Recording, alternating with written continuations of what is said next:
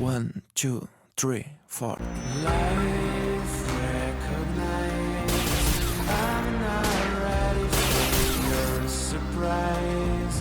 Guide me when darkness and love collide. E agora, neste momento, vamos para mais uma mesa redonda. O segundo Seminário Internacional de Educação Profissional de Sergipe apresenta agora uma mesa redonda sobre prevenção à evasão. Para debater esse assunto, convidamos neste momento o doutor em Educação Adelmo Menezes, do Instituto Federal de Sergipe.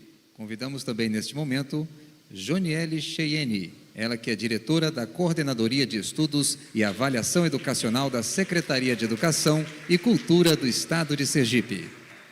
Convidamos também neste momento a coordenadora do SENAC EAD em Sergipe, Shirlaine Lopes, ela que também será a mediadora desta segunda mesa redonda. E convidamos também neste momento a coordenadora de relacionamento do Grupo Tiradentes, Juliana Silveira. Boa tarde a todos. É com muita alegria que estamos aqui para debater um assunto tão importante para todos nós, educadores. Quero agradecer a Cristiane Tavares pelo convite. Vou refazer a frase. Quero fazer agradecer a Cristiane Tavares, minha chefe, pela convocação.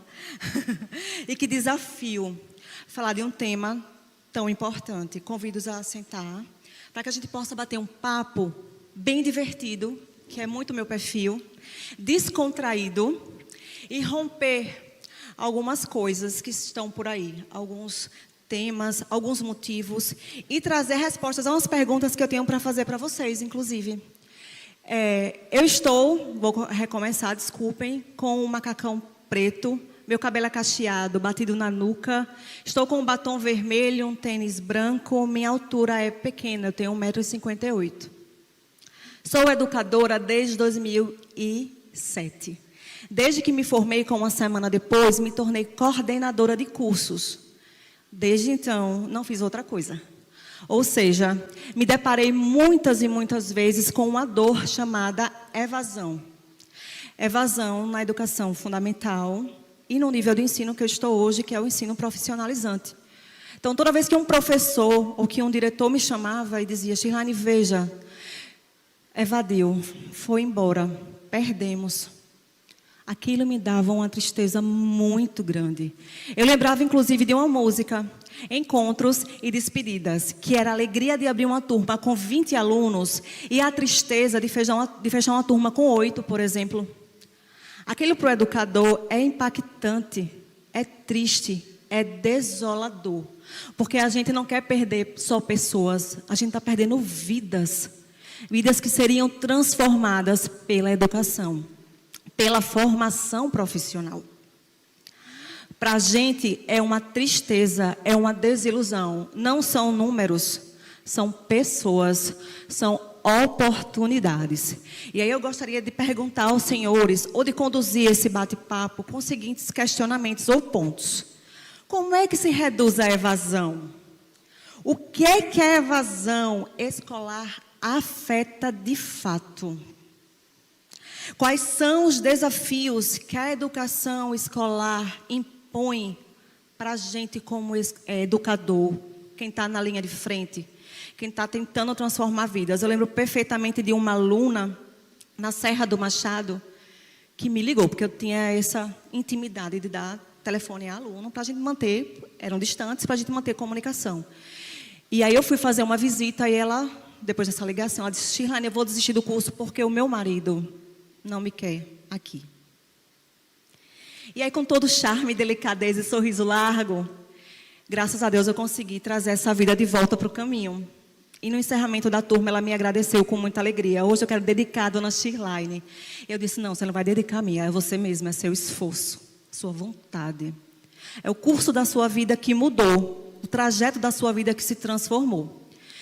Eu não tenho uma ordem para a gente seguir, eu vou deixar vocês à vontade para que a gente possa debater e bater um belo papo.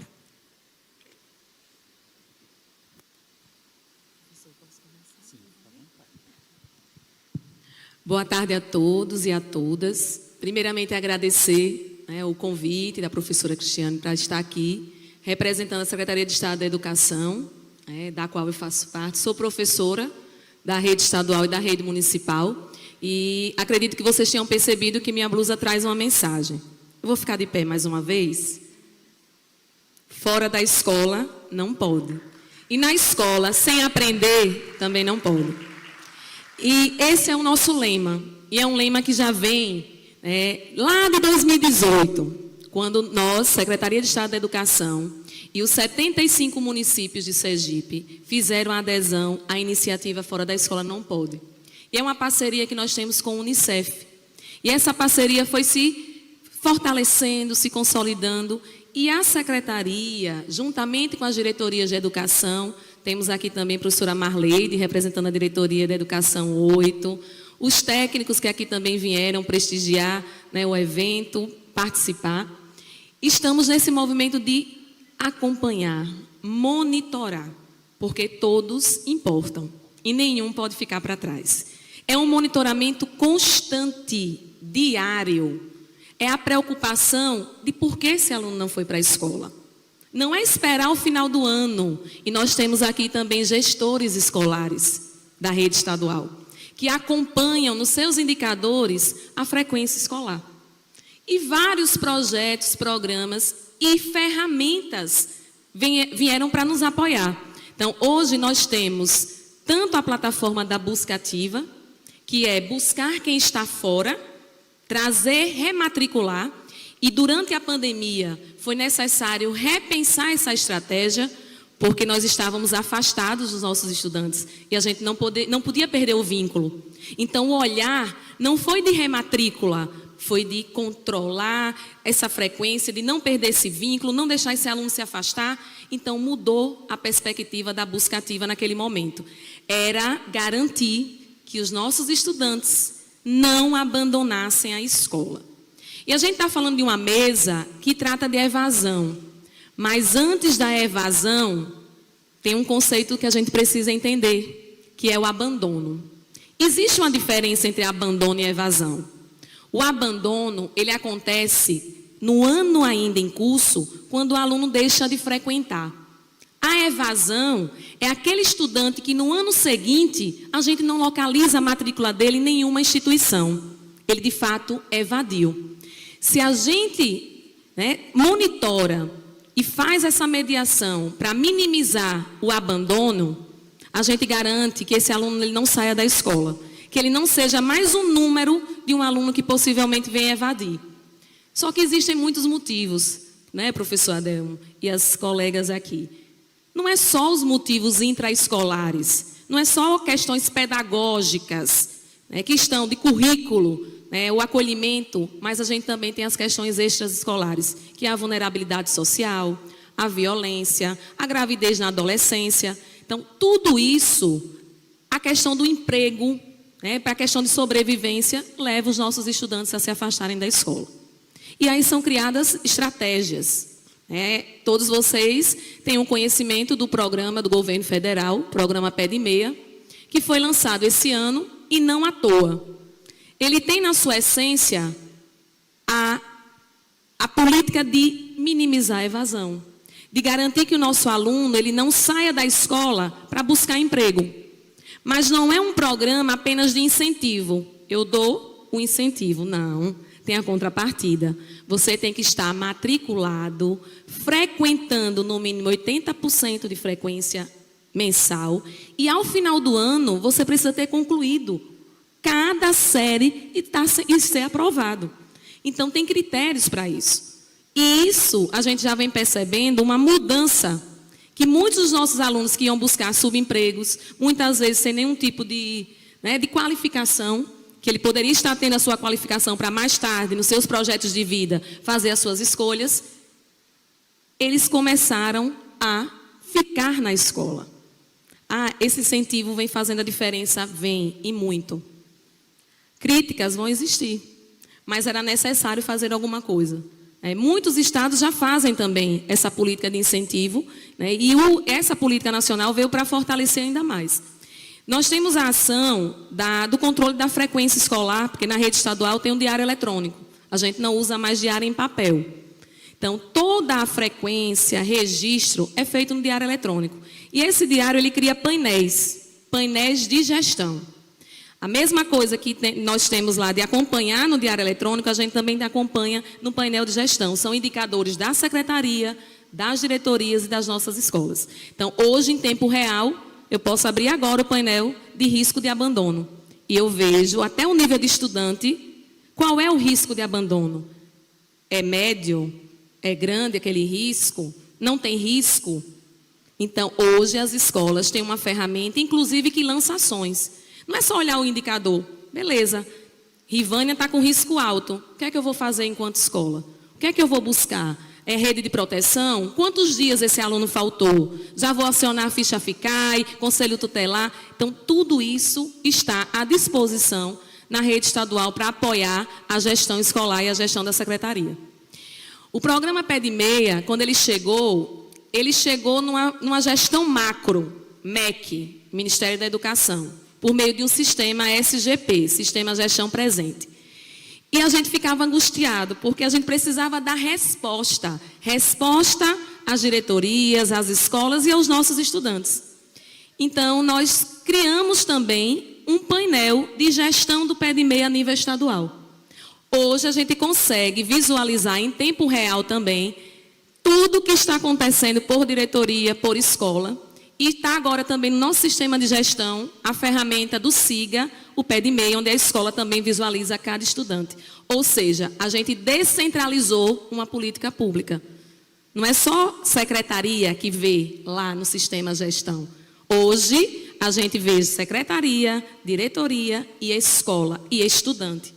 Então, são políticas, né, como fora da escola não pode, que a Secretaria de Educação sozinha ela não faz nada. Então, nós temos hoje, fizemos a readesão da iniciativa Fora da Escola Não Pode, em julho do ano passado. O governo do estado fez a readesão. Nós temos os 75 municípios sergipanos adesos à iniciativa Fora da Escola Não Pode. E é um movimento lindo, lindo de buscar quem está fora e dar direito à educação, que é um direito subjetivo. Então, estar na escola não basta. Acompanhar a frequência e garantir aprendizado. Então, a evasão, ela pode ser, sim, minimizada a partir das estratégias que são pensadas, estratégias enquanto política pública de educação. Não é um programa, ele pode ser até uma ação, uma inspiração, mas nós precisamos entender que tudo precisa ter a continuidade de uma política. O que é que está dando certo? A iniciativa Fora da Escola está dando certo? Então, a gente vai continuar. Vamos aperfeiçoar. E por que não fazer a nossa iniciativa Fora da Escola Não Pode? O Pé de Meia chegou. Bacana, governo federal. Mas por que não pensar no nosso? Nos nossos programas de incentivo, de valorização, de engajamento, de motivação dos nossos estudantes também. Então, tudo que chega serve de aprendizado. Serve, como a professora colocou do projeto de vida, é ressignificação constante. Conhecimento é a todo momento transformado. Então, não é uma temática fácil, é sim um acompanhamento diário, constante, e se a gente esperar o ano acabar para a gente saber qual é o aluno que está infrequente, a gente perdeu o time. A gente perdeu, não o número, porque os estudantes não são números, são pessoas que importam para a gente. E quando a gente entende isso, e eu entendo porque sou professora, e com muito orgulho de ser professora, pedagoga, e que hoje estou na gestão e precisei me reinventar. Porque quando eu fiz o concurso lá em 2004, e eu já encontrei o professor Adelmo em algumas palestras lá em Glória, professor Adelmo, eu estava lá em Glória, passei por Poço Redondo, e estava lá enquanto professora. E passei ao olhar de gestão, e a gente precisou se reinventar.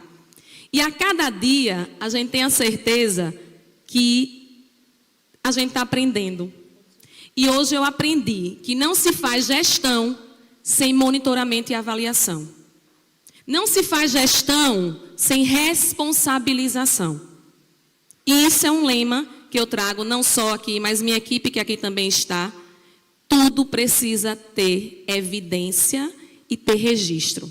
Porque só assim a gente consegue fazer as intervenções necessárias para trazer o nosso aluno, que é tão importante para a nossa escola, porque fora da escola não pode. Então, essa mensagem inicial, uma fala, tentando responder um pouco do que você colocou e dizer que não só a rede pública, estadual, porque a gente não pensa para a rede estadual, a gente pensa para o estudante sergipano. Tudo que é pensado na Secretaria de Estado da Educação é pensado para as redes públicas. O censo escolar é para a rede pública, a avaliação é para a rede pública, busca ativa é para a rede pública. E, além disso, temos o desafio de acompanhar a frequência daqueles estudantes que são beneficiários do programa Bolsa Família. Porque a condicionalidade da educação é de nossa responsabilidade de lançar no sistema presença. Então, a gente tem várias vertentes que nos impõem essa responsabilidade diária de cuidar da frequência, permanência e aprendizado dos nossos estudantes. Acho que respondi algumas coisinhas. Vou passar para o professor Adel. Obrigado. Quero cumprimentar também as minhas colegas de interlocução, de diálogo. Quero cumprimentar vocês, professoras e professores. Quero agradecer o convite por estar aqui nesse momento que eu considero muito importante, onde temos professoras e professores e estudantes, pelo que a gente presenciou na primeira mesa redonda, estudantes se proclamando presentes aí. O tema é árido, eu reputo a evasão escolar como um tema árido. É tão árido que, por exemplo, ele não aparece nos documentos oficiais do governo federal, eles não aparecem nos nossos documentos institucionais. Quando a gente pega os documentos das nossas instituições de ensino, a gente encontra termos mais ou menos, vamos dizer assim, mais a menos para se referir à evasão. É uma temática que eu venho estudando há 15 anos e desse percurso nós fundamos a Associação Brasileira de Prevenção da Evasão Escolar, a ABAPEV, que eu gostaria de convidar vocês a depois visitar a página. É uma associação que foi fundada por um grupo de professores e professoras do Brasil inteiro, e é uma associação que não tem fim lucrativo e que tem esse desafio de procurar entender, para melhor explicar, que fenômeno é esse que nós chamamos de evasão escolar.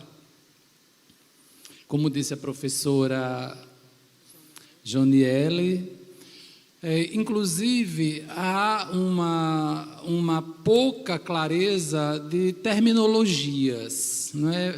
Chama-se evasão, chama-se de abandono, de desligamento.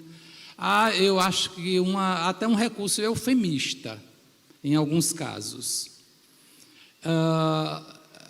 Atualmente, o Ministério da Educação, quando eu digo atualmente, mas é de 2016 para cá, o Ministério da Educação vem fazendo um movimento que da ABAPEV, esse grupo de pesquisadores, vem tentando fazer uma resistência, porque não é uma questão só de terminologia. O Ministério da Educação vem chamando de permanência e êxito. Toda vez que o Ministério da Educação nos convida a falar sobre evasão, ele antecipa com essa terminologia de permanência e êxito. Lá na ABAPEV, como disse para vocês, é um grupo de pesquisadores do Brasil inteiro. Tem tem professora Rosiméria da UFMG, tem professora Karina Baldonado da USP, tem professora Rosângela Fritz da Unicinos, tem o professor Rogério da UFMA. É um grupo dos institutos federais inúmeros Então, é um grupo de pessoas inquietas que vem tentando entender que fenômeno é esse. E a nossa questão atual é essa, de fazer essa resistência junto ao Ministério da Educação, que a gente entende que é enganador. Ao invés de você ficar de frente com a evasão, não é? Com seus efeitos, que são nefastos, como a professora Joniele nos advertiu, faz esse processo, né, fica uma lógica travestida, chamar a evasão de permanência e êxito. Permanência e êxito, eu sou professor de Política e Gestão Educacional, né, trabalho no Instituto Federal de Sergipe há 30 anos, mas não estou me sentindo cansado ainda não, ainda me sinto bastante motivado. Sou professor do Instituto Federal há 30 anos, desde 1994. E o que é que a gente vê? Por exemplo, na educação profissional, esse debate sobre evasão escolar é muito recente. Quando eu entrei na escola técnica, em 94, até os anos 2000, era uma temática, nem se falava em evasão escolar. Então, a evasão escolar na educação profissional é um fenômeno muito recente do ponto de vista dos debates. A evasão escolar, pelos estudos que nós temos feito na ABAPEV, agora em 2022, eu convido vocês depois, se quiserem dar uma olhada, eu ajudei a organizar, participei da organização de 2 dossiês sobre evasão escolar. Esses 2 dossiês estão à altura da mão de vocês, numa revista chamada Labor, é uma revista da Universidade Federal do Ceará. Então, há 2 dossiês sobre essa temática, eu participei da organização, é um material muito rico, excluindo o meu texto, obviamente, não é? E o que é que a gente tem percebido nas nossas pesquisas, né, desses 15 anos que a gente vem tentando entender que fenômeno é esse? A evasão escolar é um fenômeno marcado pelo dissenso. Não há, do ponto de vista até das políticas educacionais, um consenso sobre o que é evasão escolar. Do que se fala quando retomamos a evasão escolar. Esse dissenso, pelo um texto que a gente construiu, eu e o professor Eduardo Magrone, da Universidade Federal de Juiz de Fora, está nesse dossiê, é um dos textos. O que é que a gente verifica? Analisando os escritos sobre evasão escolar, há basicamente 2 correntes em disputa, ao tentar definir, não digo conceituar exatamente, porque acho que conceito é sempre uma coisa enganadora, mas para apresentar uma noção, que é uma coisa mais aberta, não é? Do que seja evasão escolar. Então, você vai ter 2 grupos numa disputa. Há uma corrente de pensadores sobre a evasão escolar, que a gente chama de uma corrente matematizadora, quantificadora. Toda vez que vai se referir e remeter à evasão escolar, ela é sempre abordada sobre uma lógica dos números. Aqui sem qualquer demérito aos números, porque os números são eloquentes. Os números sempre dizem alguma coisa importante. Mas o que a gente avaliou é que há uma insistência em só olhar para a evasão pela lógica quantitativista. Então, nós chamamos isso de uma lógica tecnificadora da evasão. Ela não olha e não enxerga, inclusive, como a professora Joniele advertiu, que o sujeito que evade não é um número, não é menos um aluno no diário de classe. É uma vida, é um sujeito, é uma história, não é? Enfim. E nessa disputa, eu e o professor Eduardo Magrone entendemos que há uma outra corrente, que nós chamamos de uma corrente orgânica, portanto mais subjetivista, portanto mais problematizadora, de nos encaminhar no entendimento do que seja evasão. É uma lógica, uma corrente mais relacional. Por que mais relacional? Porque tenta trazer para o centro do debate dessa noção elementos diversos. Complexifica esse conceito, essa noção. Inclusive, vai nos advertir que se a gente puder sintetizar a evasão, a gente poderia dizê-la numa única palavra. Evasão é constrangimento. O que é evasão? É constrangimento. Ela constrange o próprio estudante que evade. Quando a gente faz as nossas pesquisas, eu tenho algumas, entrevistar um aluno evadido é se encontrar com um sujeito constrangido. Ele não tem brilho. Portanto, ela é mesmo constrangimento. Nessa lógica, que eu e o Magrone chamamos de uma lógica relacional, orgânica, a evasão escolar é compreendida como um fenômeno de desigualdade. A evasão é o fermento para a desigualdade, a evasão gera a desigualdade, e ela é, ao mesmo tempo, gerada num ambiente desigual.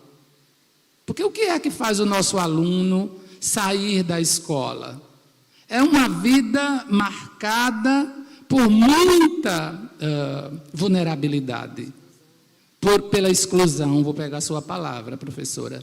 É um sujeito marcado pela exclusão, não é?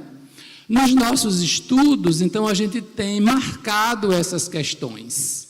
Evasão é constrangimento, evasão é fenômeno da e para a desigualdade. Ela se organiza e se gera nesse terreno e ela nutre esse terreno. Porque se a gente perguntar, quem são os evadidos?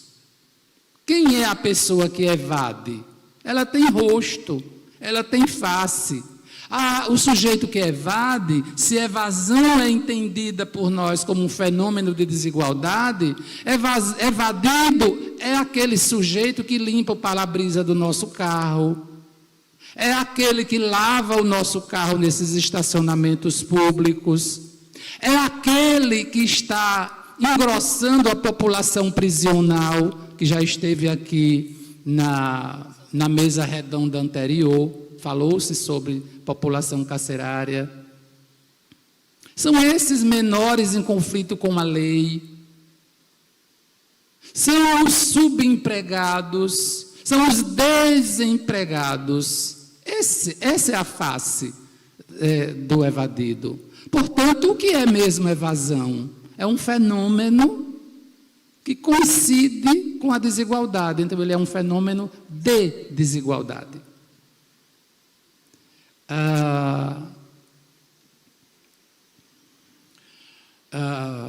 Portanto, o que os estudos nos mostram são essas duas correntes em disputa.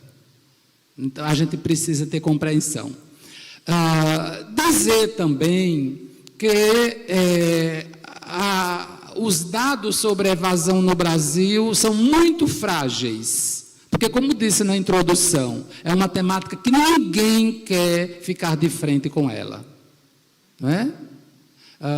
Na educação profissional, a rede federal, os institutos federais, a gente conseguiu um grande avanço, eu reputo como um grande avanço, que é a plataforma Nilo Peçanha, que eu penso que vocês conheçam.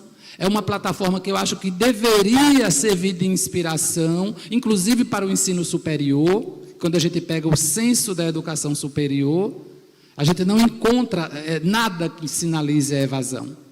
E a plataforma Nilo Peçanha tem uma aba específica sobre a evasão escolar.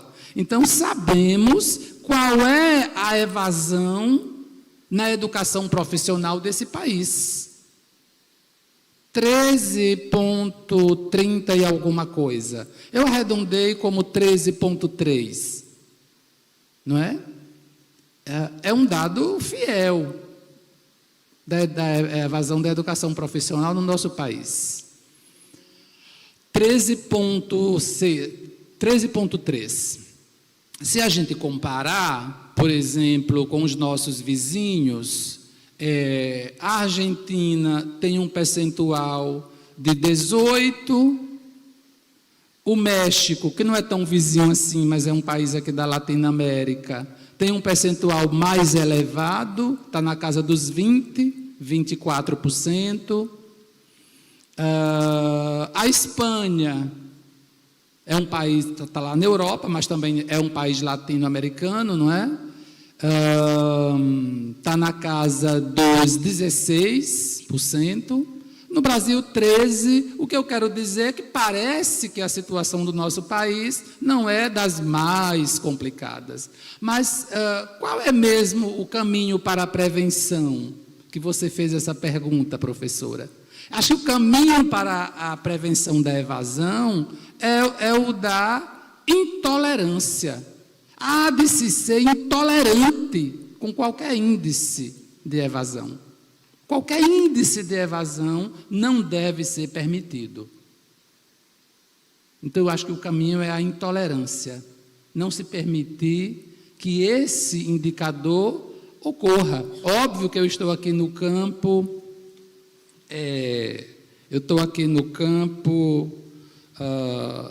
de uma elocubração teórica, não é? Queria pensar com vocês, então, outro dado que as pesquisas sobre evasão nos traz é que o sujeito que evade, vou dizer de modo simples, não evade de um dia para o outro. A evasão não acontece de modo abrupto, como dizemos, num estalar de dedos. A evasão escolar, o sujeito que evade, ele vai lentamente se distanciando, se desligando, quebrando esse vínculo com a escola. Então, eu penso que o que a gente precisa nesses estudos é trazer para o debate um outro elemento. Como é que a gente vai fazer a prevenção da evasão? Eu estou me colando um pouco aí na sua provocação. Eu reorganizei a minha fala completamente. Já me dobrei aqui o meu papel, viu? Dobrei e deixei ele de lado. Eu penso que a gente anda no caminho da prevenção reorganizando, calibrando, flexionando o nosso foco. Então, acho que o foco não deve ser no sujeito que evadiu. Acho que o foco é no sujeito que está em risco de evasão. Porque esse sujeito, esse ainda tem jeito. Não é? Então, o que é que a gente vê nos nossos estudos? Que o aluno que evade, ele vai dando sinais diários, constantes de evasão. Eu sou professor, não é? Eu sou professor nos cursos das licenciaturas do IFES. A licenciatura quase ninguém quer fazer hoje em dia, não é? Eu dou aula nas licenciaturas de matemática, química, física e biologia. Essas que são um pouco mais áridas, vamos assim dizer, não é? Então, os alunos chegam lá com um déficit na formação básica muito forte E eles se encontram com essas áreas que são mais duras, que são mais áridas, que são menos amigáveis. Eles encontram muita dificuldade. Então, o índice de evasão das licenciaturas no IFES é enorme. E eu, como professor, vou vendo todos os dias os sinais que eles vão dando. Então, eu vou assim, vendo que as nossas pesquisas são eloquentes mesmo, e elas têm muito sentido no que nos dizem. Para finalizar, ainda falando sobre esses achados dessas pesquisas que a gente vem fazendo lá na ABAPEV, é de que o sujeito que evade, há uma unanimidade entre os sujeitos que evadem, que as nossas pesquisas revelam, é que predominantemente eles têm todo o interesse de voltar aos bancos escolares.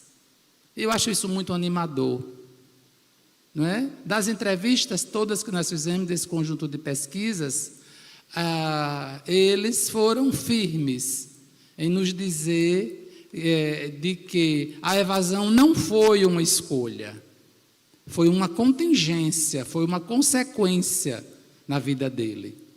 E que o interesse mesmo é de voltar para a escola, porque na condição de evadido, eles têm sonhos interrompidos. Não é? Eles perdem nessa sociedade capitalista, eles perdem o que é essencial para uma melhor qualidade de vida, que é esse saber, não é? Formal, escolar. Acho que paro por aqui, porque tem outras contribuições e talvez os presentes queiram compartilhar aqui as suas clarezas e incertezas também. Obrigado.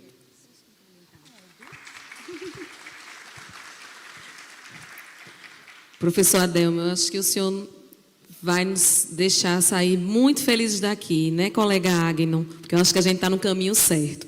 Eu queria trazer só alguns dados que eu acho que são importantes para a gente refletir.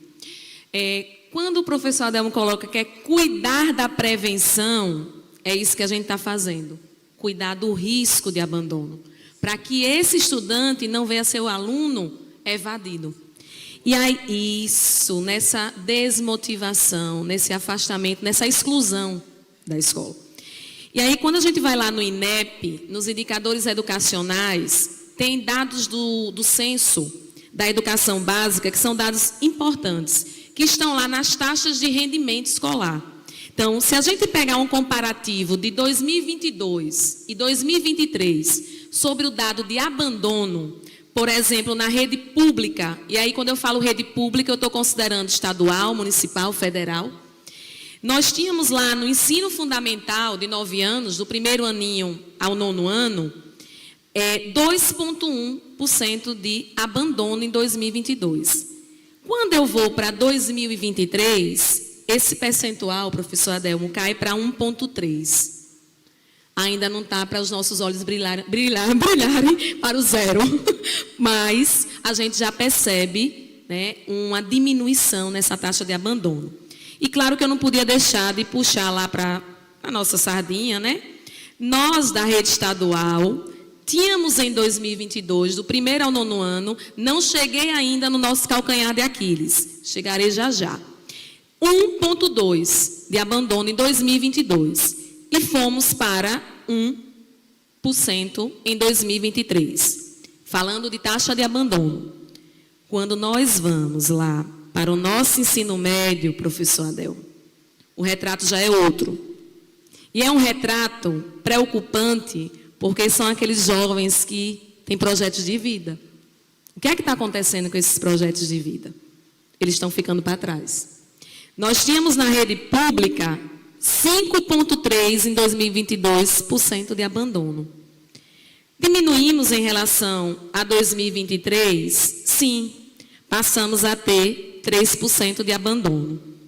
Não temos aqui a rede municipal dentro da rede pública, só o Estado e a rede federal, porque somos nós, os responsáveis pela oferta do ensino médio. E quando eu vou para a rede estadual, nosso percentual era de 5,5. 5,5 no ensino médio de abandono, 2022. E passamos, professor Adelmo, para 3,1. Ainda não é suficiente. Quem são esses 3,1? Não é um número. E nós sabemos quem são esses sujeitos. Sujeitos de história, de memória, né, como disse a mesa anterior. E a gente não pode deixá-los para trás.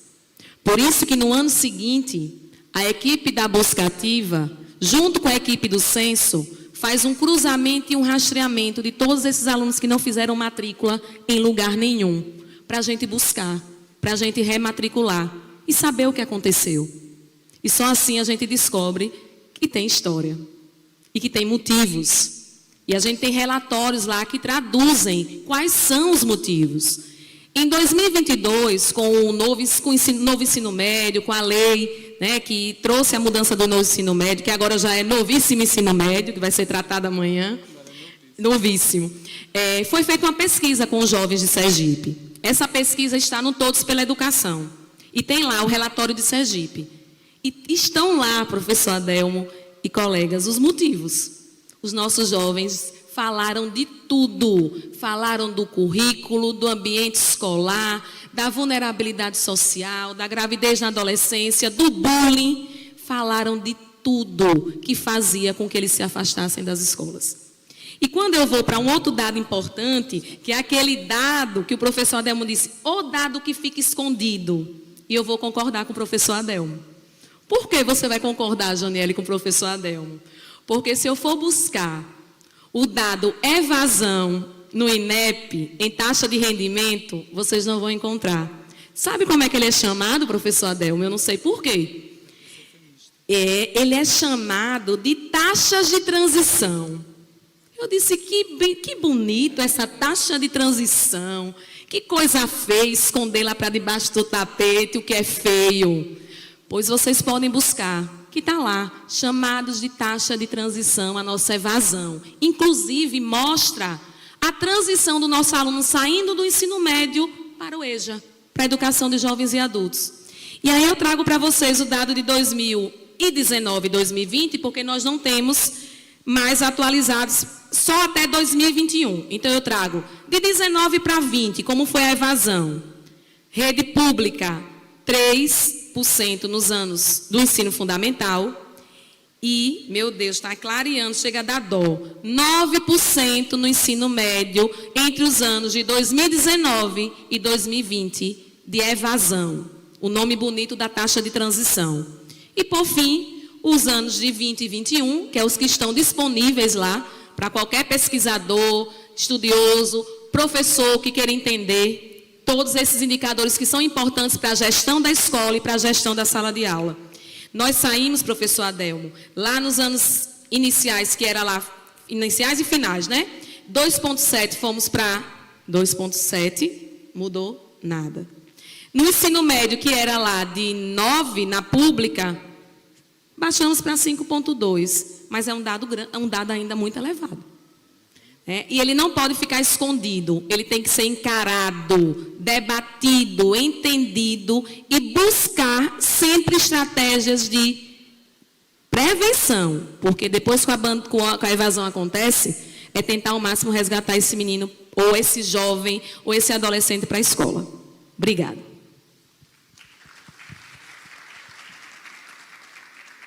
É verdade. Primeiro, agradecer o convite. É muito gostoso ficar aqui, né, ouvindo pessoas falando a mesma língua e reforçando falas que vêm na minha cabeça diariamente, né? Quando a gente fala sobre a prevenção da evasão, o aluno que evadiu, a gente não pode mais fazer nada, vem inúmeras lembranças do que a gente tem feito, né? A evasão, independente do nível de ensino, ela é assustadora. E a prevenção da evasão, ela traz uma série de trabalhos que são diários e que precisam ser refeitos semestralmente, né? Retrabalhados e reestruturados semestralmente. O que foi feito no semestre passado talvez não sirva mais para esse semestre. E enquanto instituição de ensino superior e privado, a gente tem outros desafios, né, e desafios que são comuns a todos os setores, né? Todos os setores da instituição precisam trabalhar para combater a evasão. E é muito difícil, exige uma mudança de cultura. E a mudança de cultura em uma instituição, ela demora, ela não acontece de um ano para o outro. Então, estamos trabalhando para que isso aconteça. E estamos vindo trabalhando há vários anos e isso vai acontecer nos próximos anos. Então, quando eu vi a colega falando sobre todos os trabalhos preditivos, né, que ela vem fazendo, né, porque quando a gente fala de ações de prevenção de evasão, a gente está falando sobre os trabalhos preditivos de evasão.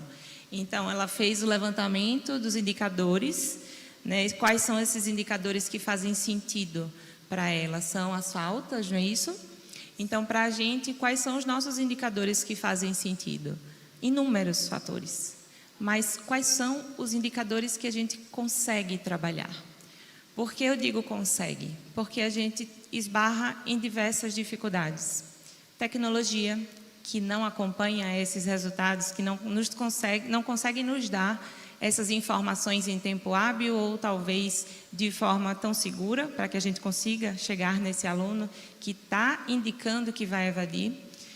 A gente talvez não consiga ter os dados específicos que tragam para a gente tanta certeza, talvez, que nos mostrem quem são essas pessoas ou de que forma esses dados eles são certeiros. Então, a gente errou bastante no início e a gente precisou trabalhar alguns pilares. Por fim, a gente chegou em 3 pilares. Quais são os 3 pilares que a gente hoje consegue trabalhar e que tem dado frutos positivos, que eu queria compartilhar com vocês? A gente trabalha o absenteísmo, as faltas dos alunos, quem são aqueles alunos que estão faltando. Então, a gente faz, né, o levantamento de quantas faltas aqueles alunos podem ter. Então, começou a faltar, a gente já tem um dashboard que já começa a indicar. Bandeirinha amarela, bandeirinha vermelha, já começamos o contato com o aluno. Essas informações são importantíssimas e dão um fruto muito positivo. Quem trabalha essas informações? Quem é responsável, principalmente, por nos trazer essas informações? O lançamento das faltas. Então, os professores têm um papel fundamental nessas informações. Então, o nosso setor fica assim, de braço dado com o professor. A gente está sempre lá, cobrando, conversando, questionando. A gente fala muito mais com o professor até do que com o próprio aluno. Então, esse primeiro pilar do nosso preditivo tem funcionado bastante. Um outro pilar que também nos traz, né, esse indicador que funciona bastante, mas que é um dado muito sensível, é a questão financeira. E aí, como a gente tem, né, a questão de LGPD e tudo mais, a gente tem a questão financeira para tratar. A gente tem só um setor que trabalha isso, que são aqueles alunos que têm pendências financeiras, né? Então, temos também o levantamento de essa pessoa, ela tem parcelas pendentes, ela tem alguma parcela que está acumulando com outra parcela. Então, a gente já começa a levantar uma flag, porque aquele bolo lá de financeiro, às vezes junta com as faltas, né? Porque esse cruzamento a gente também consegue fazer. Então, também já vai trazendo dados. E aí, esse tratamento com essa pessoa, ele precisa ser muito criterioso e muito cuidadoso. E o outro pilar, não menos importante, mas que também é muito possível, é o rendimento acadêmico, né? O rendimento acadêmico, a gente tem os períodos, né? A gente tem o período de provas, o período de entregas e também o acesso ao sistema, que aí a gente já vai para a área de tecnologias e a área de ambiente virtual do aluno. Aquele aluno que não acessa o ambiente virtual, ainda que não tenha entregas a serem feitas, ele não está engajado naquela disciplina. Então, é muito importante que isso também seja avaliado.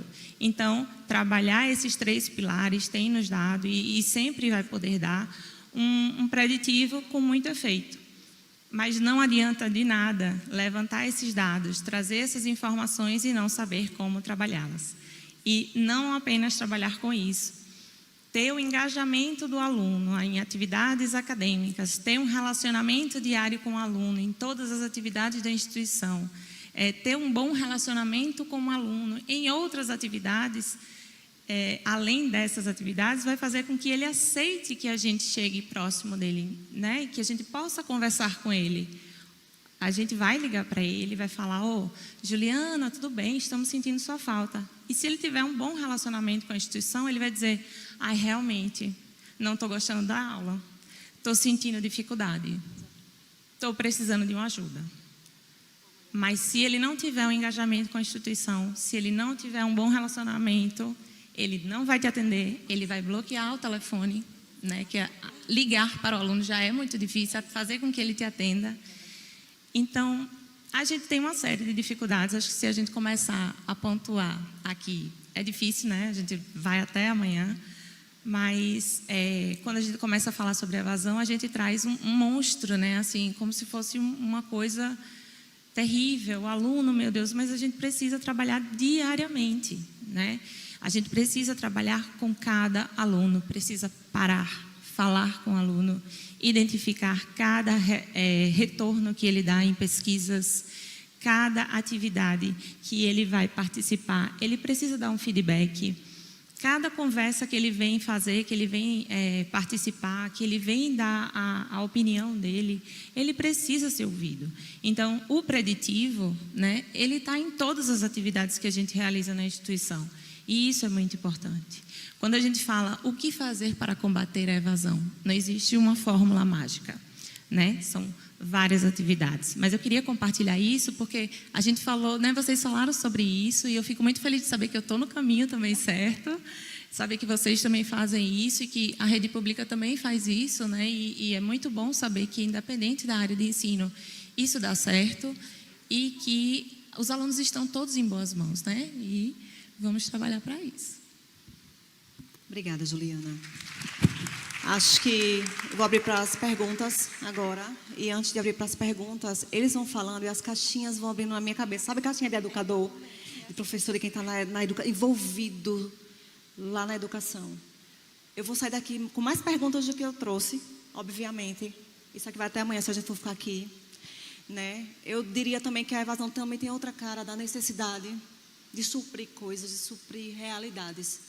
Que se a gente pudesse, de verdade, a gente segurava na linha, vamos lá que eu vou com você e vamos resolver isso agora. E a gente não pode, porque a gente não tem essa fórmula. Mas também nós temos os processos internos das escolas, dos níveis, das instituições, que muitas vezes impedem que a gente faça uma investigação, por exemplo, porque a gente tem que organizar outras coisas. E a gente não consegue ver os sinais, os gritos, os olhares. E isso eu acho que é a parte mais dolorosa para quem está realmente no processo de educação, que é quando a gente não pode dar conta daquilo, né, daquele problema, de socorrer aquele aluno. Então, abro agora para perguntas. Se não tiverem perguntas, por gentileza, a gente encerra essa mesa. Mas eu tenho uma piada para fazer antes. Pois não.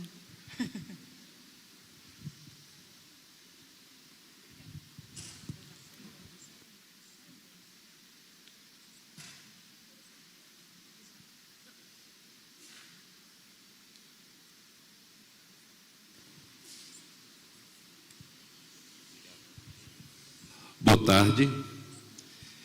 Estou feliz porque estou aqui. Muito bom. Parabéns, Cristiane. Parabéns à mesa. E essa fala, e até inclusive a mesa anterior, me incentivou a falar o que eu vou falar aqui. Eu escrevi para não esquecer. Professor esquece, né? Eu vou falar, é um relato, e eu provoco nesse relato uma resposta, ou provoco para que eu tenha a resposta da minha pergunta e dessa minha provocação. Eu sou Pedro, sou professor, pedagogo, sou professor de artes visuais, e hoje eu estou como técnico de regional lá na DR9, em Glória. Enquanto professor, eu ouvi essa frase: eu estou na escola porque se eu ficar em casa, eu tenho uma depressão. E essa frase me me fez pensar, me fez refletir, e eu não tive uma resposta naquele momento. Mas uma eu passei para ele. Falei do meu projeto de vida. Eu falei da minha experiência. O que me fez chegar aqui? Eu disse para ele. Primeiro, eu tive sonho. Antes mesmo de estudar projeto de vida, porque projeto de vida é novo. Eu sempre quis ser professor e fui para a escola de licenciatura. Eu fui para a universidade, para a faculdade de licenciatura. E hoje estou aqui, realizadíssimo, mas com muitas interrogações. Por que interrogações? Porque o dia a dia ocasiona isso. Se a mesa anterior, se tiver alguém para falar também junto com vocês da mesa atual, pode me ajudar também. Com essa frase dele, eu comecei a pensar e olhar para ele como ele de fato estava na escola. Ele é da escola ou ele está na escola? Porque é um aluno que não teve aprovação ou a gente chama de aprovação ou promoção, né? Promoção. Ele não foi promovido. E aí eu fiquei a perguntar, ele não evadiu, por isso que eu trago isso aqui para cá. Ele não evadiu da escola, ele não abandonou a escola, ele estava na escola. E aí, que caminhos, eu sei que eu vou ouvir vocês dizerem, talvez não tem receita, porque desde que eu estudo a educação não tem uma receita pronta. Mas tem uns caminhos pelos quais eu possa percorrer para dar respostas possíveis para esse aluno, para que ele não evada, para que ele não abandone a escola. E aí, eu falei para ele essa parte aí eu sou um aluno como você, eu fui um aluno como você, que vim da roça e que procurei na escola a solução do meu problema. Hoje nós temos jovens, nós temos alunos que veem a escola como problema.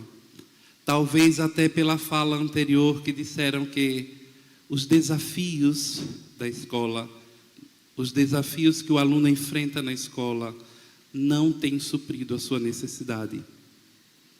E aí eu procuro esse caminho.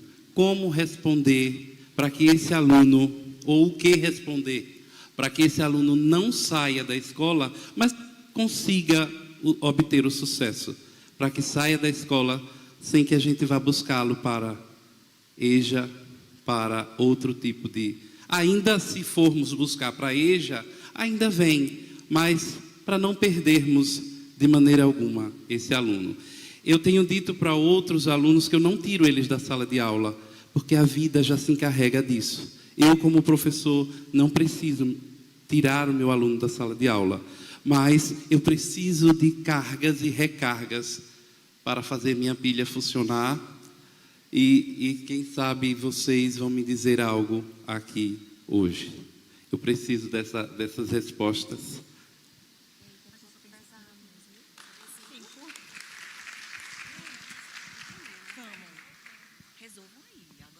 Professor, aí foi uma reflexão, não foi uma pergunta.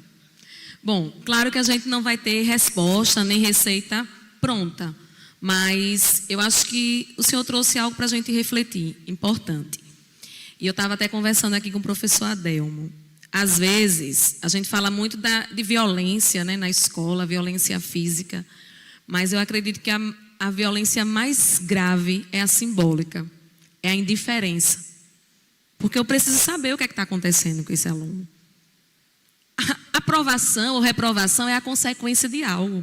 É já no final. O que foi que levou esse aluno a não ter a aprovação no final do ano? Foram as infrequências, né? Foi a falta de um ambiente que o acolhesse, que o ouvisse, né? O clima escolar, uma gestão, professores que conversassem sobre o projeto de vida. O que foi que aconteceu também nesse ambiente? Porque ele não é um número, não é só dizer transfira para a EJA. Não é assim. Até para ir para a educação de jovens e adultos você tem que ter um perfil. Estudante trabalhador, ter a idade mínima, então não é assim.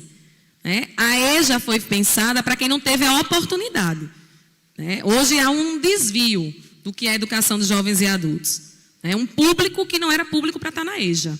Sabe quem é o público? Que evadiu. O jovem que a escola expulsou, que teve sucessivas reprovações, que está na distorção idade série e que agora empurra para a EJA. A EJA não é uma política para isso. Ela foi pensada para ofertar educação para quem não teve oportunidade no tempo certo. Isso é um primeiro ponto.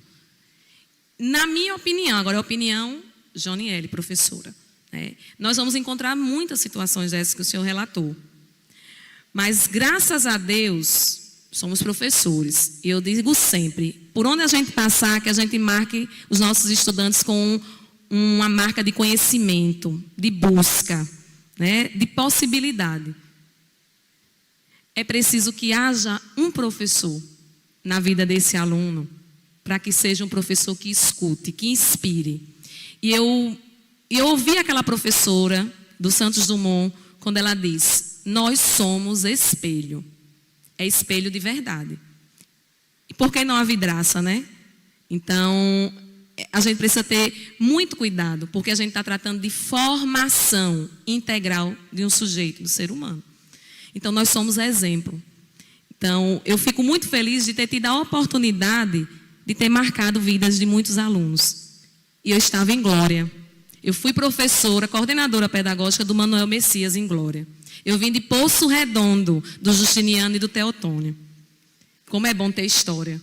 E eu tenho a certeza que eu tive a oportunidade de marcar muitas vidas. E eu me sinto muito feliz quando encontro os meus alunos aqui.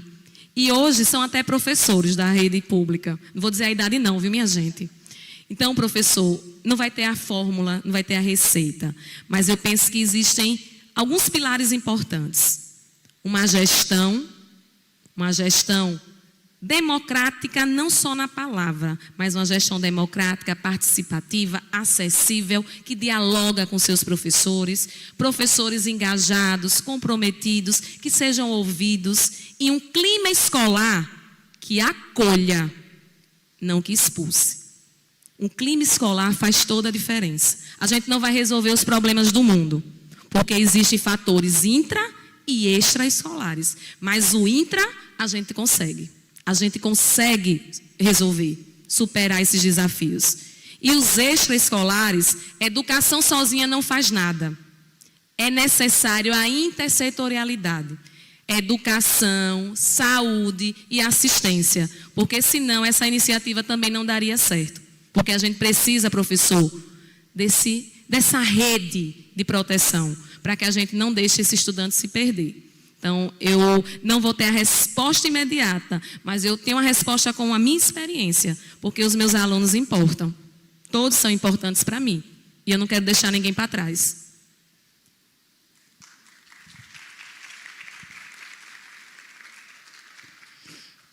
Pedro, eu vou dialogar um pouco com você a partir das pesquisas que a gente tem feito.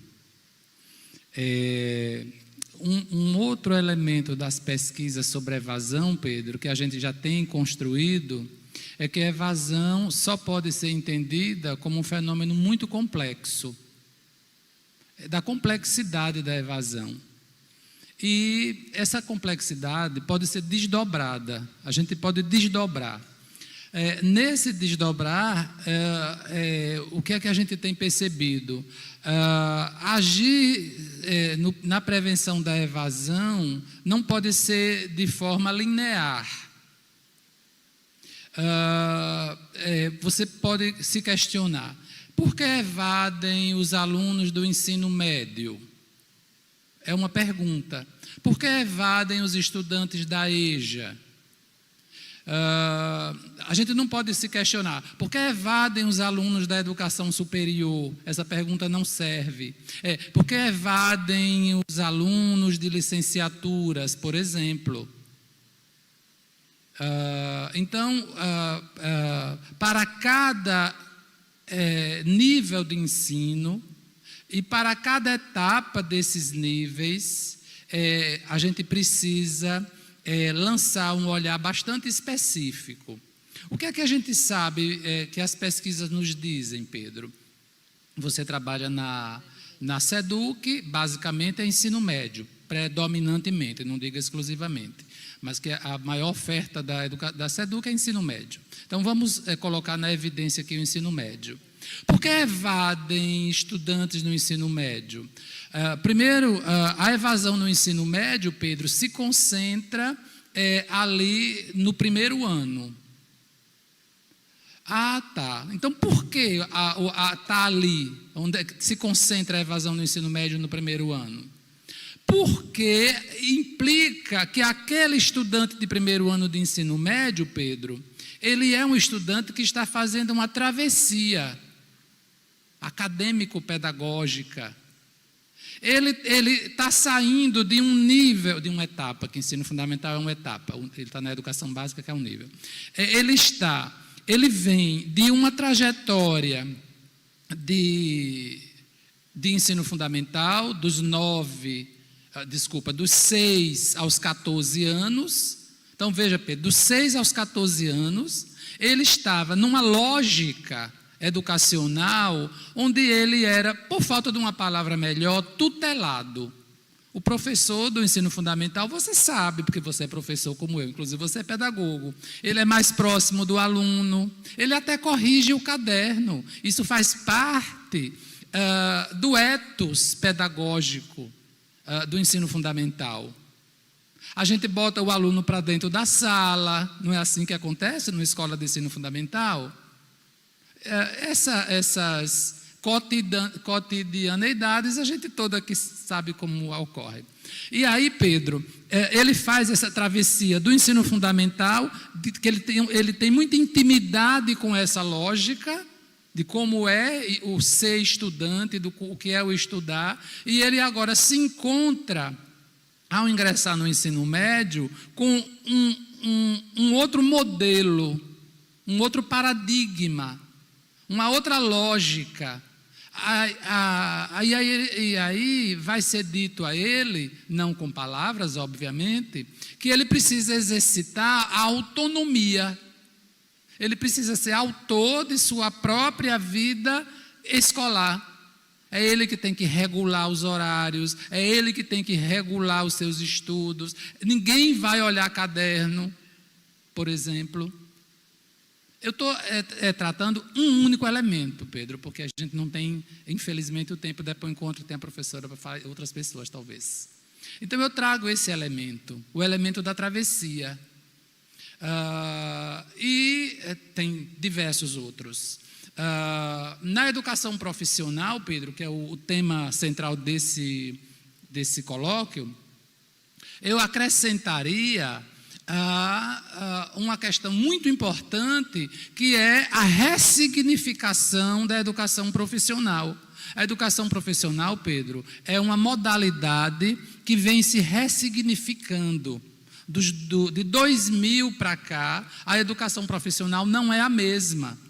Há, inclusive, uma sergipana, professora da Universidade Federal Rural do Rio de Janeiro, que escreveu a melhor obra que vai nos explicar a ressignificação da educação profissional. Quando eu entrei na escola técnica, em 94, Pedro, sabe o que era educação profissional? Treinamento. Venha, meu filho, eu vou lhe ensinar como é que faz, você vai repetir para ver se você aprendeu. Isso é treinamento. De 2000 para cá, com essa ressignificação, a educação profissional ganha um outro ethos, portanto, mais complexo. E, sob o meu olhar, mais exigente, mais rigoroso, mais generoso, mas mais complexo e mais difícil de fazer. Eu vou lhe dizer, Pedro, a gente não está sabendo ainda fazer educação profissional com essa lógica, que é melhor, é mais atrevida, como diz o Michel Dissertot, né? É mais atrevida, é mais astuciosa. Todavia, é mais difícil de ser feita. Nós não estamos sabendo fazer. E aí eu entendo porque o Brasil tem 13% de evasão Nós não estamos sabendo fazer essa nova lógica da educação profissional. Para acrescentar, Pedro, não temos no Brasil uma política de formação de professores para a educação profissional. O professor da educação profissional, ele não se confunde com os outros demais professores. Ele nem é melhor, nem é pior, mas ele não é igual. Ser docente na educação profissional tem especificidades, não é? Tem método. A educação profissional tem ethos, tem método também. Então é de uma complexidade enorme. E nós, professores da educação profissional, somos órfãos de uma política de formação de professores nesse país. Entendeu? Eu acrescentaria nessa complexidade, Pedro, o desfinanciamento da educação profissional, agora me refiro à pública. Há uma política, vou chamar de política, porque ela é sistemática, então é uma política, não é episódica. De 2016 para cá, Pedro, o orçamento, por exemplo, dos institutos federais, que é o campo que eu mais estudo, vem sofrendo uma desidratação enorme. Olha, você sabe qual foi o compromisso do governo Lula, depois de eleito, com os institutos federais? E são chamados dos primos ricos. Eu não sei se é um devaneio, né? Não sei. Sabe qual foi o compromisso do Lula? De, agora em 2025, fazer com que o orçamento dos institutos federais equivalha ao orçamento de 2018. Olha, que agora em 2025 o orçamento dos institutos equivale ao que foi de 2018. Eu vou parar por aqui porque é muita coisa para a gente conversar, Pedro. Obrigado. Obrigado pela pergunta. Bom, gente, nosso tempo já esgotou. A conversa é gostosa, o debate é maravilhoso. Eu devo dizer a vocês que aqui estão que tempo e conhecimento é o que a gente tem de mais raro e caro para dar a alguém. Obrigada pelo tempo, pelo conhecimento, por estar conosco neste momento. Gostaria de encerrar esta mesa dizendo a vocês que a educação ganha nova dupla sertaneja, Shirlane e Cheyenne. Palmas, por favor, senhores. Obrigada. Obrigada a você.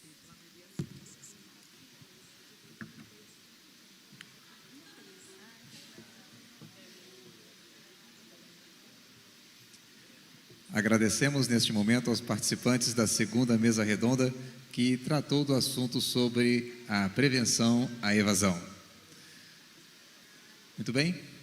Os diálogos do segundo Seminário Internacional de Educação Profissional de Sergipe foram concluídos.